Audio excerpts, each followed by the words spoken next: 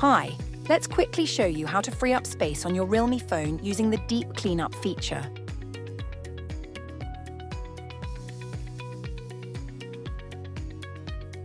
You can access Deep Cleanup in two ways.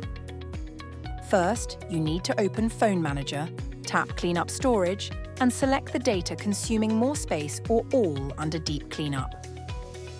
Second, on Realme UI 3.0 and above, go to Settings, tap About Device, Storage, and then Clean Up.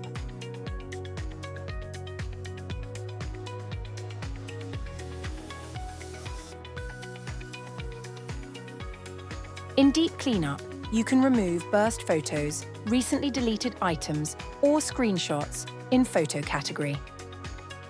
This approach helps you eliminate unwanted photos that take up a lot of storage space. When managing videos, you can delete large files that are no longer needed. This helps free up valuable storage space. For documents, review and delete unnecessary files easily. For the apps, you can clear cache or uninstall unused apps in batches. And that's it! Your phone is now clutter-free. Try Deep Cleanup today for better performance.